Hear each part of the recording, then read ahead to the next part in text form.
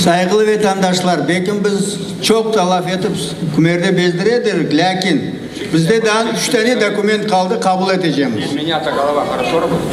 Kabul etmek için o dokumentlerge geçmesinden evvel ben isterim açıktan vaktinizni almağa Kırım Derneklerin Federasyon Başkanı İbrahim Aracı'ya söz vermeye. O da Türkiye'den geldi. İbrahim Aracı.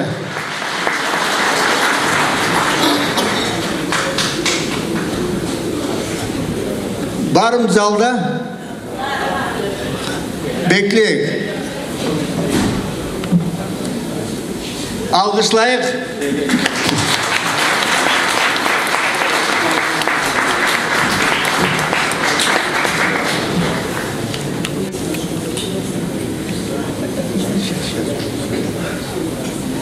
Tercümanı neydi?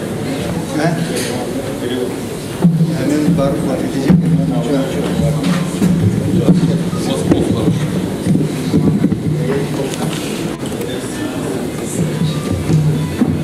Tercümanlık yapacağım mı yapacağım? İstesek yaşayacak yerdeki böyle belki. Selamünaleyküm.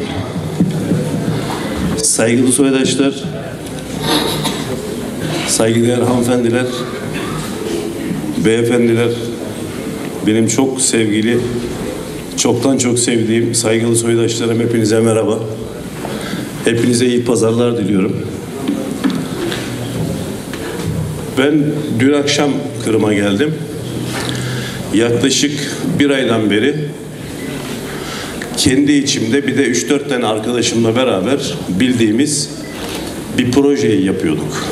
O projede şuydu. Selamünaleyküm, nasılsınız? Şuydu.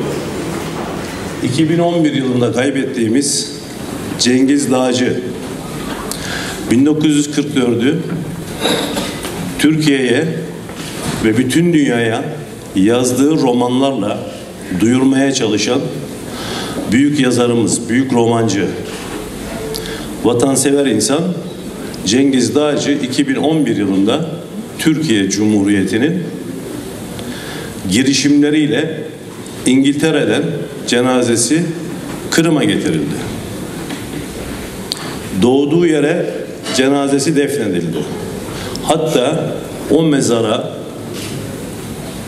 meftayı koyan Sayın Dışişleri Bakanı Türkiye'de o zaman, şu anda Türkiye Cumhuriyeti'nin Başbakanı. Çok konuşuldu. Dendi ki hemen mezar yapılsın. Hemen eski evi satın alınsın. Türkiye Cumhuriyeti bu konuda yetkiler verdi, sözler söyledi. Ama daha önemlisi o günün meclis başkanı, Kırım Tatar Milli Meclis Reisi ağzından çok büyük sözler çıktı. Dedi ki bizim Cengiz'imiz bize teslim edildi. Biz bu meftayı artık teslim aldık. Buna sahip çıkacağız. Maalesef o cenaze gömüldükten sonra kendisi sadece bir sefer benimle buluşmak için oraya, mezara geldi.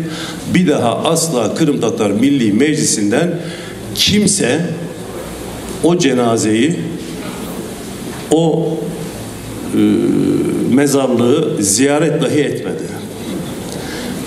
Ben dernek olarak, dernek başkanı olarak ve federasyon başkanı olarak her sene oraya geldim.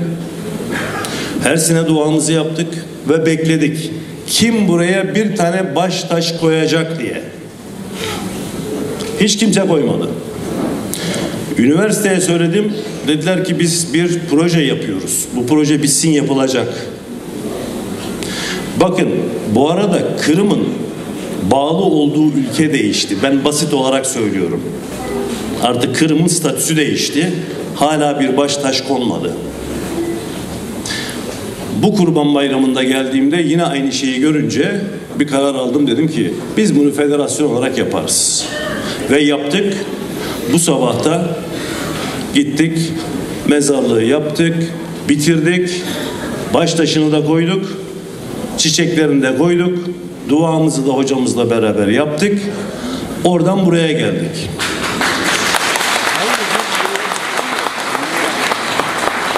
Bunu niye anlattım? Biz geçmişimize sahip çıkmamız lazım. Geçmişte başımıza gelenleri asla unutmamamız lazım. Bunu ben saygılı halkımdan rica ediyorum.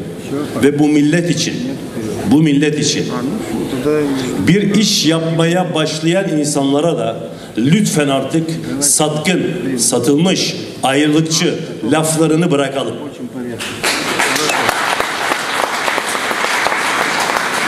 Şimdi burada bir Hazurun var. Duyduk. Bu Hazurun bir yola çıkmış. Diyor ki ben buradayım. Ben millet için bir şeyler yapmak için ortaya çıktım. Hemen ön yargıyla bu niye çıktı? Neden çıktı? Bizi neden bölecek demeyelim. Şuna dikkat edelim. Biz Kırım Dernekleri Federasyonu olarak bugün buraya gözlemeye geldik. Milleti bölmeye gelmedik.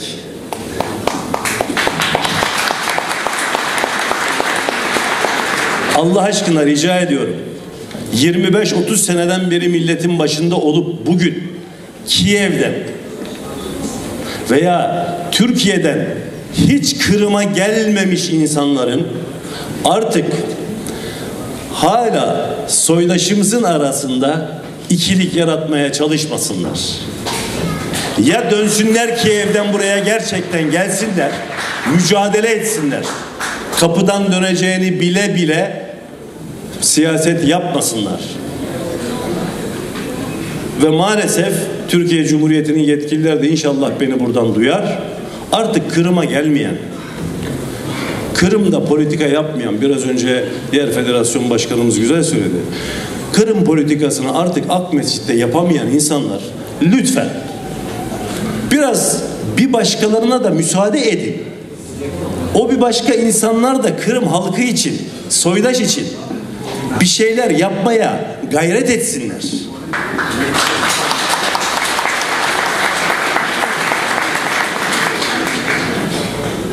Evet, milli mücadelenin kahramanlarından biri bir şey söyledi. Sonuna kadar arkasındayız.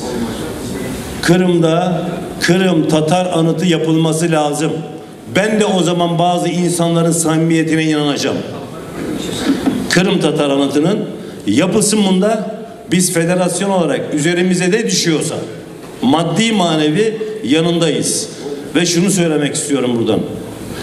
Bizim milletimiz kimle yaşayacağına, kimle beraber olacağına kendisi karar verecektir burada.